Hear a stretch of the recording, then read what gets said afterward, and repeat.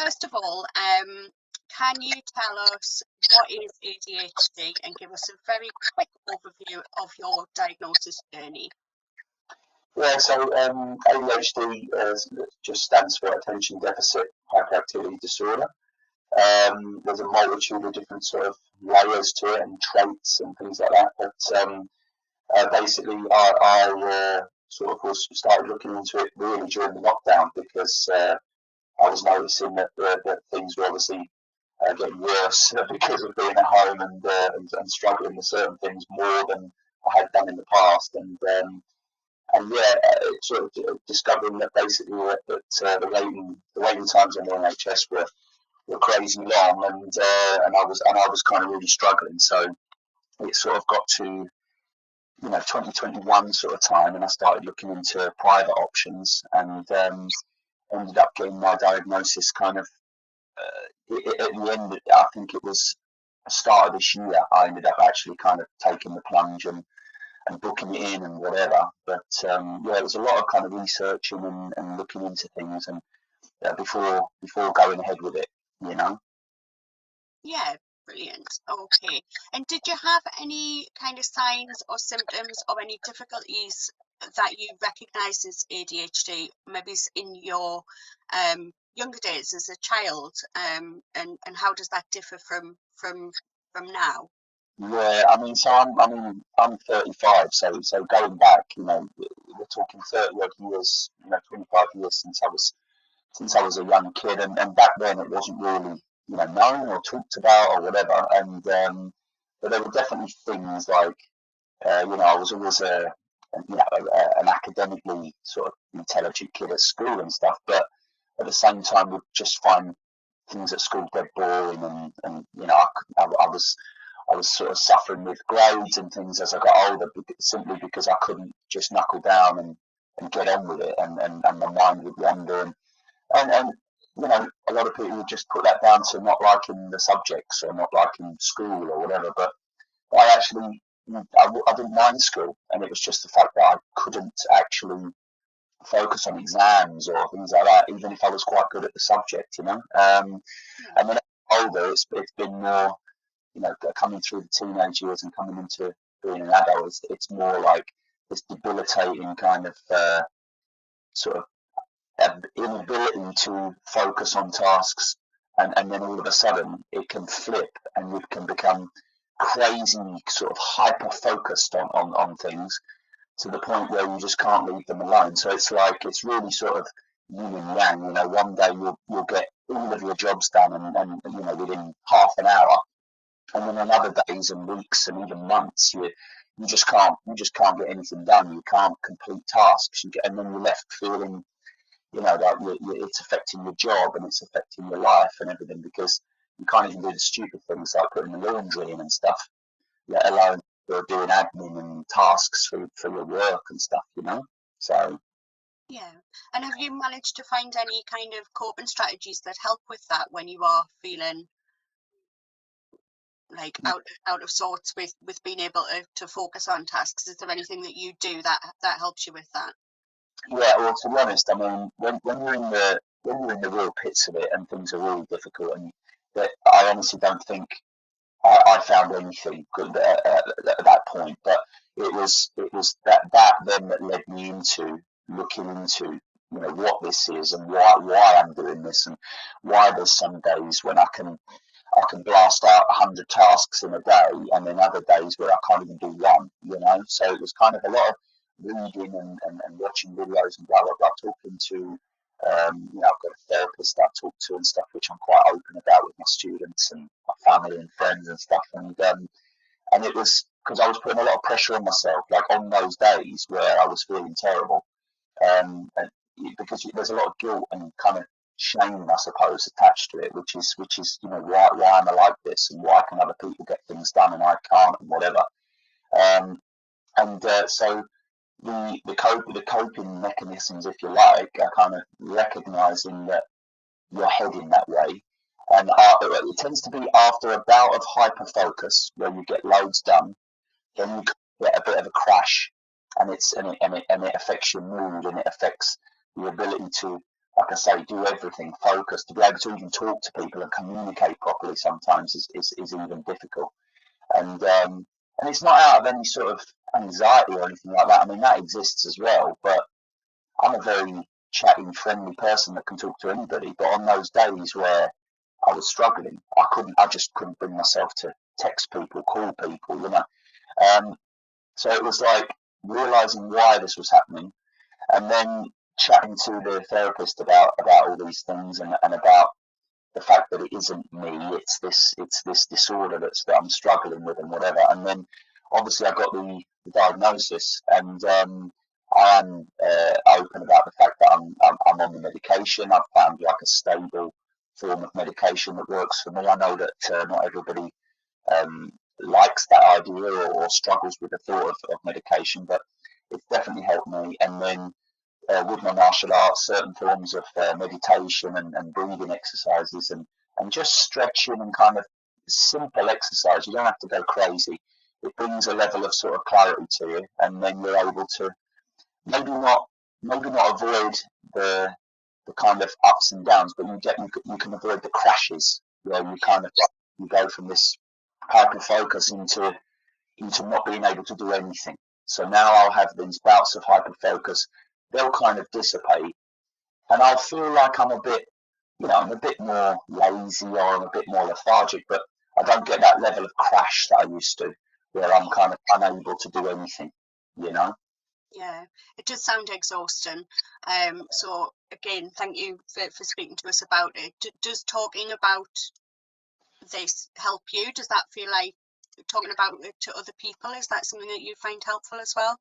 Yeah, I mean, obviously, talking with others that feel the same made me feel just, like, okay, this is not just me. I'm not some crazy guy, But then, to be honest, talking with the therapist has helped the most, of course.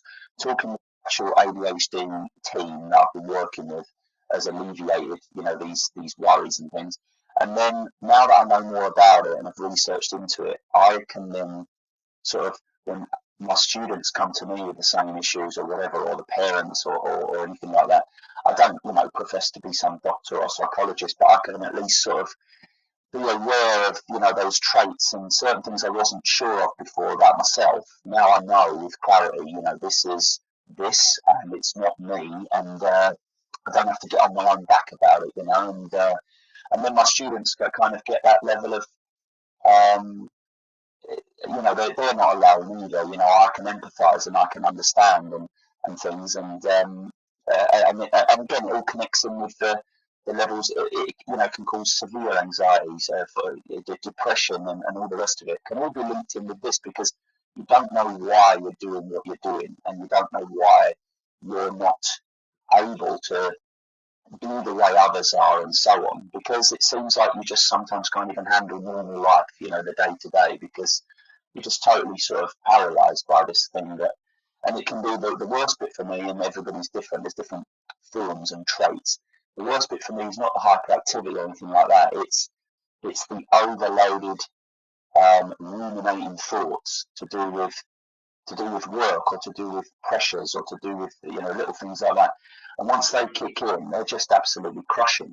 So now it wasn't just me, and that others are struggling. And like I say, I can even help people now and talk to people and whatever about this. It's good, you know. Yeah, it's certainly helpful. I think a lot of people that I've spoken to, they've found that they feel a little bit lost in terms of where they can go for help, because the waiting lists for the NHS diagnoses for their children and themselves are so long. Yeah. You mentioned that you sort out a private referral in the end. I think that just adds to the anxiety, the stress, and the worry, which can in turn things. It feels like it's a bit under a microscope and just magnified. Um, yeah. So has your sport helped you with how you cope as well? So I know you mentioned that you do meditation. You certainly taught my son to meditate, which was an effort that I don't know anybody else who's been able to do that. Yeah. So how has your sport helped you? Yeah, so I think that all links in together, because a lot of it is, I think a lot of people's worries and stuff are to do with the stigmas and to do with the, you still get people in this day and age that either don't believe in it or just believe that oh, this kid's just a brat because they don't know how to focus or listen and things like and all this nonsense. So to start with, it's just the martial arts helps me to remove that level of judgment from myself and from others, especially with the help of the therapist and, like I say, the medication and so on. It's all a blend. It's just removing the idea that anybody else's thoughts or opinions on this have any relevance whatsoever, because then that removes the pressure from you. And then you can then look into things logically and with reason and talk to people that actually sort of know what they're talking about. And then you can, like I say, work on the elements of martial arts. There's the physical element, and then there's the mental element. So the system that we study focuses very much on the hard and the soft and the yin and the yang kind of ups and downs of life. And we can't just use the physical to let things out. We can't just punch things and kick things. I mean that's great, that helps, but you do need the softer side and the more internal side as well. And again, people struggle with the idea of meditation because they think that you just have to sit there and think of nothing, and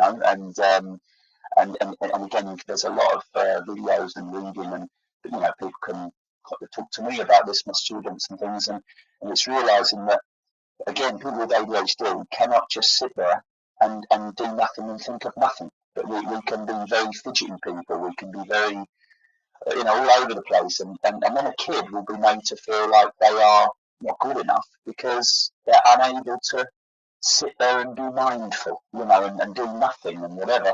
So therefore, they dismiss the meditation. And adults are the same. And they think, no, this doesn't work for me because I can't sit there and do this. And so what they've got to realise is there's so many different forms of meditation. There's ones that you can do with your eyes open. There's ones where you can do it walking around, or you can do it while you're stretching.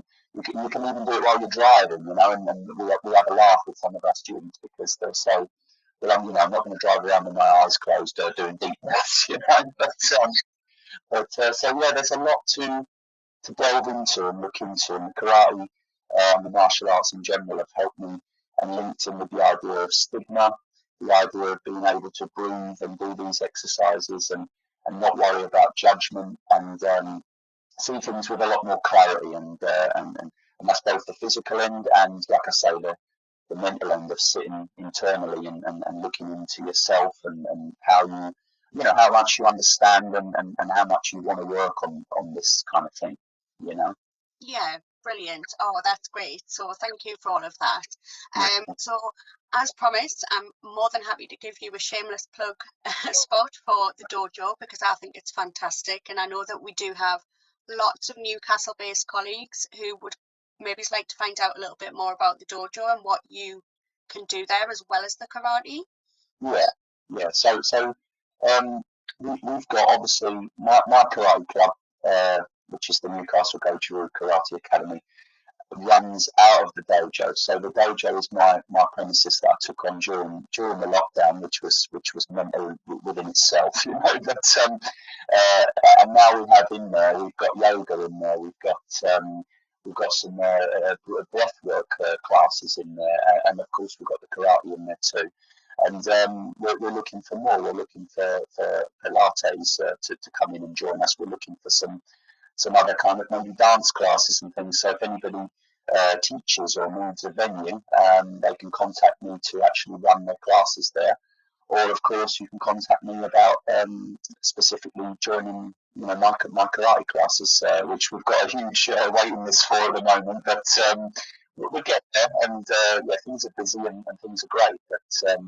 But no, it's a venue that focuses very much on, like I say, the physical and the mental. So it's like a mindful centre, if you like, for various activities, Absolutely. And it absolutely kind of saved my sanity a little bit during lockdown, I think, when we were struggling with the kids being at home all the time, homeschooling, and the fact that you took the kids out in the springtime when the weather got nicer and and took them to the park to do some outdoor martial arts was absolutely amazing. So thank you for that. Cheers. It was one of those things where we just had to do whatever we could do at the time, and part of martial arts is being dogged, if you like, and just sort of doing what you can and pushing through. And yeah, I think it saved a lot of us, even though we didn't want to be doing, you know, Zoom and all that stuff. It was the only thing we could do. And then, you know, the outdoor sessions were wonderful. Yeah. So cheers. Yeah, brilliant. Oh, well, thank you so much for joining us. Appreciate you taking the time out of your very busy schedule.